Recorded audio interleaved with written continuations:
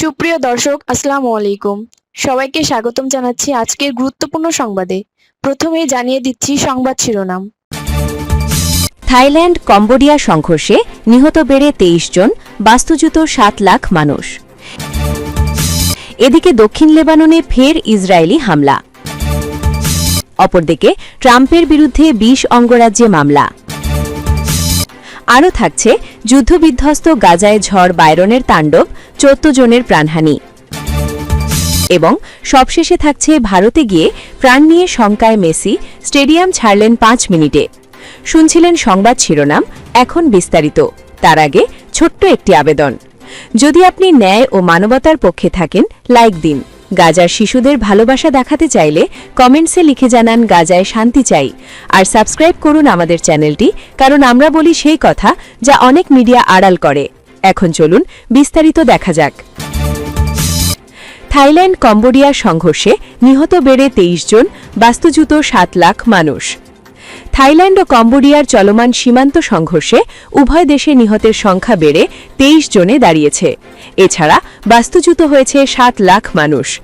দেশ দুটির কর্মকর্তারা ও স্থানীয় মাধ্যম এ তথ্য জানিয়েছে। কম্বোডিয়ার স্বরাষ্ট্র মন্ত্রণালয় জানিয়েছে, এখন পর্যন্ত 2,74,403 জনকে আশ্রয় শিবিরে স্থানান্তর করা হয়েছে। রাষ্ট্রীয় সংবাদ সংস্থা এজেন্সি কাম্পুচিয়া প্রেস এপিকে জানিয়েছে, সংঘর্ষপ্রবণ এলাকা থেকে আরও বহু মানুষ নিরাপদ স্থানে পালিয়ে যাচ্ছেন। মন্ত্রণালয়ের একটি বিবৃতিতে বলা হয়, এই সংখ্যাগুলো কেবল প্রাদেশিক কর্তৃপক্ষের ব্যবস্থাপনায় গঠিত নিরাপত্তা কেন্দ্রে আশ্রয় নেওয়া ব্যক্তিদের হিসাব। যারা নিজ উদ্যোগে এলাকা ছেড়েছেন তারা এতে অন্তর্ভুক্ত নন। বিবৃতিতে আরও বলা হয়, শুক্রবার সকাল পর্যন্ত সব ক্ষতিগ্রস্ত প্রদেশেই বেসামরিক মানুষ নিরাপদ এলাকায় সরে যেতে থাকেন। স্বরাষ্ট্র মন্ত্রণালয় নিশ্চিত করেছে, 7 ডিসেম্বর থেকে এ পর্যন্ত কম্বোডিয়ায় 11 জন বেসামরিক নাগরিক নিহত এবং 76 জন আহত হয়েছেন। এর আগে বৃহস্পতিবার কম্বোডিয়ার প্রতিরক্ষা মন্ত্রণালয়ের মুখপাত্র লেফটেন্যান্ট জেনারেল ম্যালি সোচেতা জানান, সংঘাতে 1 জন কম্বোডীয় সেনা প্রাণ হারিয়েছেন। তবে স্বরাষ্ট্র মন্ত্রণালয়ের ঘোষিত 11 জন নিহতের মধ্যে ওই সেনা অন্তর্ভুক্ত ছিলেন কিনা তা স্পষ্ট করা হয়নি। অন্যদিকে বুধবার থাই প্রতিরক্ষা মন্ত্রণালয়ের মুখপাত্র সুরাশান্ত কংসিরি জানান, থাইল্যান্ডের বর্ডারবর্তী 4টি প্রদেশে 4 লাখেরও বেশি মানুষকে নিরাপদ আশ্রয় কেন্দ্রে সরিয়ে নেওয়া হয়েছে। এ পর্যন্ত থাইল্যান্ডের 9 জন সেনা ও 3 জন বেসামরিক নাগরিক নিহত এবং আরও 190 জন আহত হয়েছেন। অক্টোবরে কুয়ালালামপুরে যুক্তরাষ্ট্রের প্রেসিডেন্ট ডোনাল্ড ট্রাম্প ও মালয়েশিয়ার প্রধানমন্ত্রী আনোয়ার ইব্রাহিমের উপস্থিতিতে থাইল্যান্ড ও কম্বোডিয়া একটি শান্তি চুক্তি সই করেছিল। দীর্ঘদিনের সীমান্ত বিরোধকে কেন্দ্র করে দেশ দুটির মধ্যে বারবার সংঘর্ষ হয়েছে। গত জুলাইয়ে এক দফা সংঘর্ষে অন্তত 48 জন নিহত হয়। গত 5 মাসের বিভিন্ন ঘটনায় 18 জন কম্বোডিয়ান সেনা এখনও থাইল্যান্ডের হেফাজতে রয়েছেন। জুলাই থেকে দুই দেশের স্থল সীমান্ত বন্ধ থাকায় পারাপার ও সীমান্তবর্তী বাণিজ্য কার্যত স্থবির হয়ে পড়েছে। এদিকে দক্ষিণ লেবাননে ফের ইসরায়েলি হামলা। যুদ্ধবিরতি চুক্তি লঙ্ঘন করে দক্ষিণ লেবাননে ফের ইসরায়েলি সেনাবাহিনী হামলা চালিয়েছে, এক প্রতিবেদনে জানিয়েছে বার্তা সংস্থা মেহের। আল জাজিরার প্রতিবেদনে বলা হয়, ইসরায়েলি দখলদার বাহিনী দক্ষিণ লেবাননের বিভিন্ন এলাকায় আর্টিলারি হামলা চালায়। এর মধ্যে আল বাজানি এলাকা এবং আল মাজিদিয়ার আশেপাশে গোলাবর্ষণের তথ্য পাওয়া গেছে। পৃথক আরেক ঘটনায় দক্ষিণ লেবাননের রাস আল নাকুরা উপকূলে লেবানিজি জেলেদের নৌকার দিকে ইসরায়েলি নৌযান থেকে গুলি ছোড়া হয়। এছাড়া একটি ইসরায়েলি বিমান লেবানিজি একটি মাছ ধরা নৌকার কাছে বোমা নিক্ষেপ করে, যা যুদ্ধবিরতি চুক্তির আরেকটি স্পষ্ট লঙ্ঘন বলে বিবেচিত হচ্ছে। অপরদিকে ট্রাম্পের বিরুদ্ধে 20 অঙ্গরাজ্যে মামলা। দক্ষিণ বিদেশি কর্মীদের যুক্তরাষ্ট্রে আনা সংক্রান্ত ভিসা প্রকল্প H-1B ভিসার ফি অস্বাভাবিক মাত্রায় বৃদ্ধির পদক্ষেপকে চ্যালেঞ্জ জানিয়ে ট্রাম্প প্রশাসনের বিরুদ্ধে মামলা করেছেন 20 অঙ্গরাজ্যের প্রধান আইন কর্মকর্তা বা অ্যাটর্নি জেনারেল। মামলার প্রধান বাদী ক্যালিফোর্নিয়া অঙ্গরাজ্যের অ্যাটর্নি জেনারেল রব বন্তা এবং ম্যাসাচুসেটস অঙ্গরাজ্যের অ্যাটর্নি জেনারেল জয় ক্যাম্পবেল। দুই অঙ্গরাজ্যের অ্যাটর্নি জেনারেলের সঙ্গে যুক্ত হয়েছেন Arizona, Colorado, Connecticut, Delaware, Hawaii, Illinois, Maryland, Michigan, Minnesota, Nevada, North Carolina, New Jersey, New York, Oregon, Rhode Island, Vermont, Washington এবং উইসকনসিনের অ্যাটর্নি জেনারেলরা। মামলার অভিযোগপত্রে প্রধানবাদী রব বন্তা বলেছেন, প্রেসিডেন্ট ট্রাম্পের নেতৃত্বাধীন প্রশাসন H-1B ভিসার ফি $1,00,000 উন্নীত করেছে, যা অপ্রয়োজনীয়, অযৌক্তিক এবং অবৈধ। এই পদক্ষেপের জেরে ভিসার জন্য আবেদন ইচ্ছুকরা চাপে ভুগছেন, অন্যদিকে যুক্তরাষ্ট্রের লোকের বাজারে ঘাটতি দেখা দিয়েছে। ক্যালিফোর্নিয়া অঙ্গরাজ্যকে বিশ্বের চতুর্থ বৃহত্তম অর্থনৈতিক কেন্দ্র দাবি করে অভিযোগপত্রে আরও বলা হয়েছে, বিশ্বের বিভিন্ন দেশ থেকে আসা দক্ষ জনশক্তি আমাদের অর্থনীতির অগ্রসর হওয়ার জন্য কতখানি প্রয়োজনীয়। H-1B একটি বিশেষ ভিসা প্রকল্প, যার আওতায় মার্কিন কোম্পানিগুলো অস্থায়ীভাবে দক্ষ বিদেশি কর্মীদের নিয়োগ করে থাকে। 2004 সাল থেকে শুরু হওয়া এই প্রকল্পের আওতায় প্রতি বছর 85,000 বিদেশি কর্মীকে যুক্তরাষ্ট্রে প্রবেশ এবং কাজ করার অনুমতি দেওয়া হয়। মূলত বিজ্ঞান, তথ্য প্রযুক্তি, ইঞ্জিনিয়ারিং বিদ্যা ও ব্যবসা প্রশাসনে দক্ষ বিদেশি কর্মীদের নিয়োগ দেওয়া হয় এই ভিসার আওতায়। যুক্তরাষ্ট্রের পরিসংখ্যান বিভাগের তথ্য বলছে, অ্যামাজন, মাইক্রোসফট, মেটা, অ্যাপল, গুগল প্রভৃতি কোম্পানিগুলো এই ভিসা প্রকল্পের সবচেয়ে বড় লাভবান বা সুবিধাভোগী।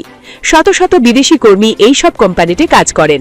এই ভিসার আরও একটি সুবিধা ছিল নাগরিকত্বের সুযোগ।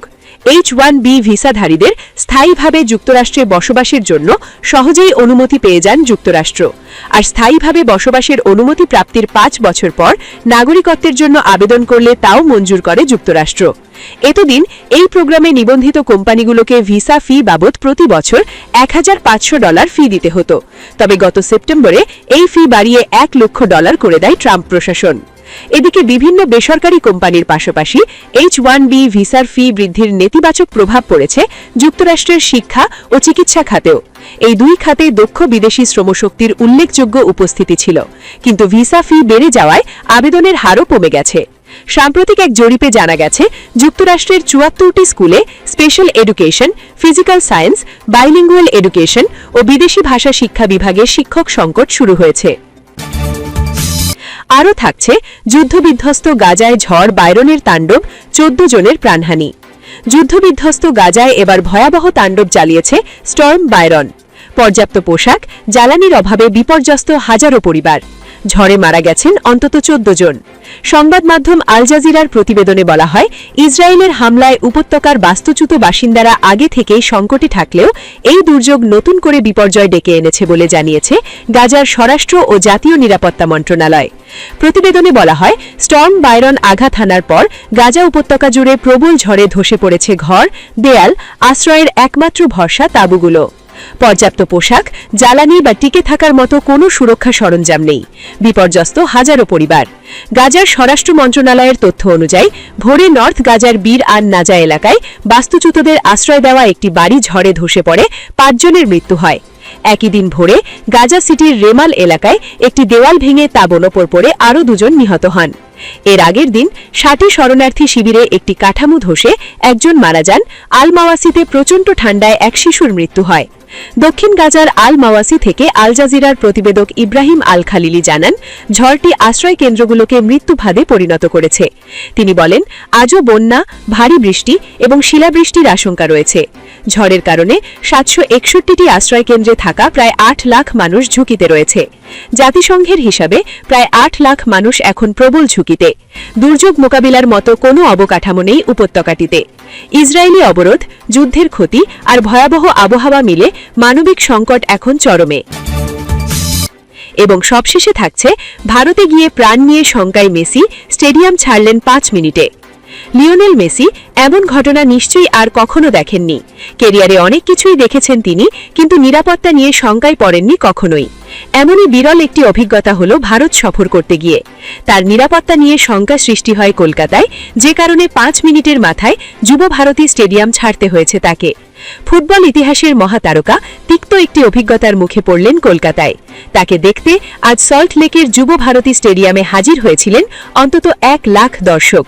তবে মেসিকে ঘিরে ভিড় সামালতে ব্যর্থ হয় স্থানীয় পুলিশ প্রশাসন ও উদ্যোক্তারা।